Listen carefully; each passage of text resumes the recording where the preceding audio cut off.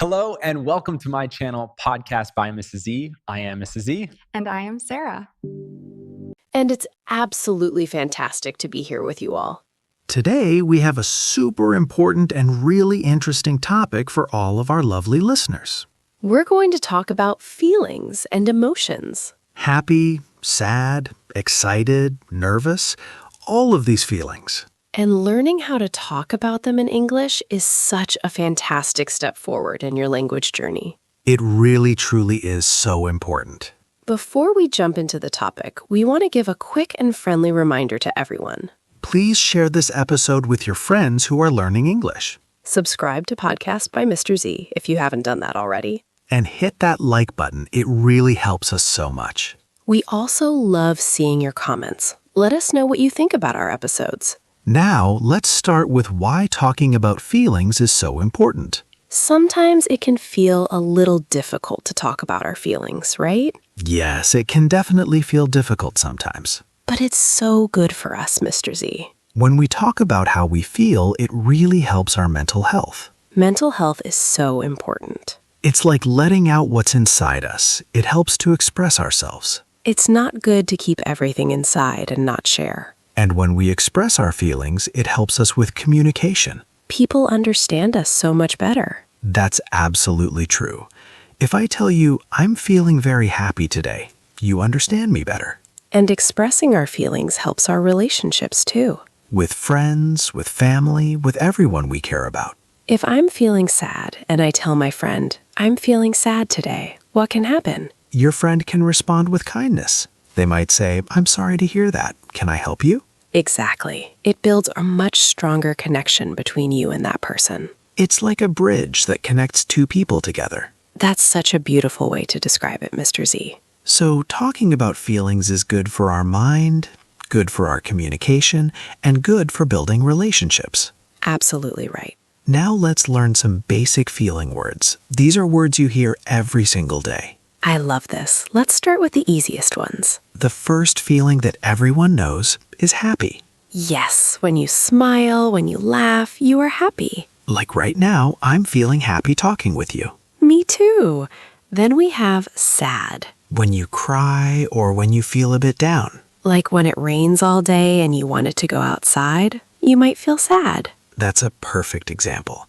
What about angry? When you feel very warm or hot inside, maybe you want to shout. Like when you miss your bus, you might feel angry. Good example.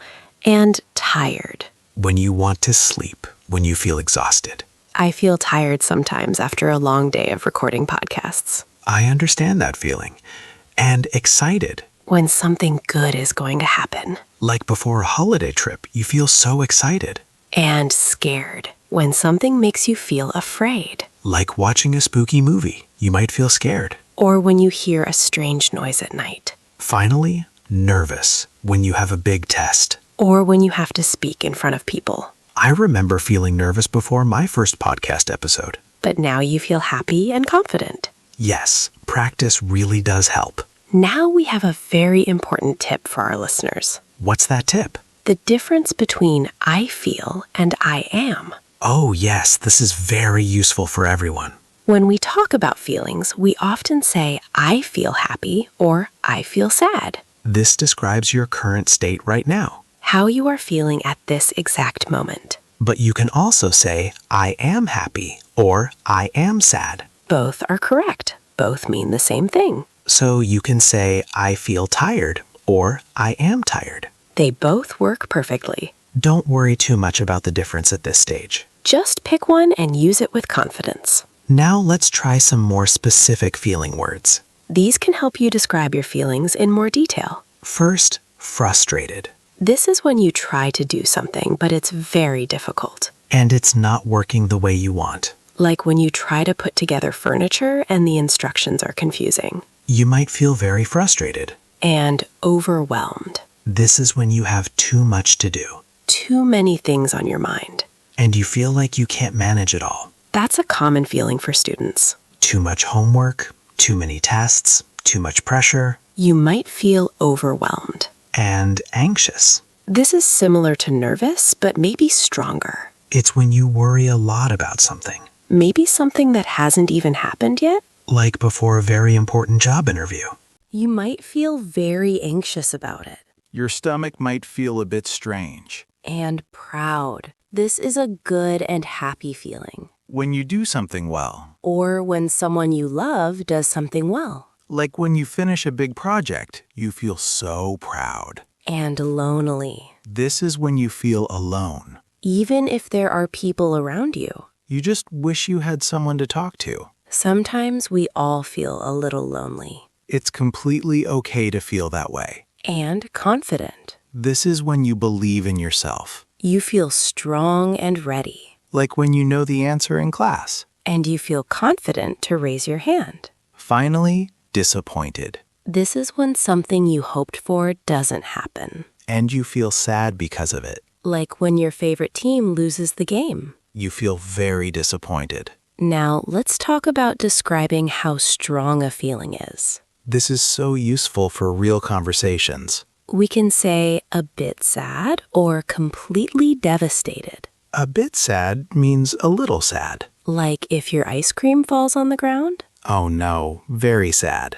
But completely devastated means very, very sad. Like if you lose something very important to you. Exactly. Or a little bit nervous versus extremely anxious. Extremely means very, very much. So you can add words like a bit, a little, very, really, completely, or extremely. These words show how strong your feeling is. It adds more detail and color to your sentences. Your English will sound more natural and descriptive. Now, let's have some fun with English idioms. These are phrases where the meaning isn't clear from the individual words. But they are very common. I love idioms. They make English sound so natural. The first one is, I'm on cloud 9. This means you are extremely happy. Like you are floating in the sky. My vacation starts tomorrow. I'm on cloud 9. That's such a wonderful feeling. Then I'm feeling under the weather. This means you are feeling a bit sick. Not completely well. Maybe like you have a cold. I can't come to the party tonight. I'm feeling under the weather. It's a nice way to say you're not feeling well. Without being too specific about details. Next, he's walking on eggshells. If someone is walking on eggshells, It means they are being very careful. careful not to upset someone. Because that person is easily angered or very sensitive. Like you have to be very careful with what you say. Yes, like fragile eggs. You don't want to break them. And finally, it broke my heart. This means something made you very, very sad. Or deeply disappointed. Like when my dog ran away, it broke my heart. Oh, that's so sad. These idioms are fun, but they take practice to remember. But hearing them and using them will make them stick in your memory. Now, how do we ask others how they are feeling? This shows you care about them. A simple one is, how are you?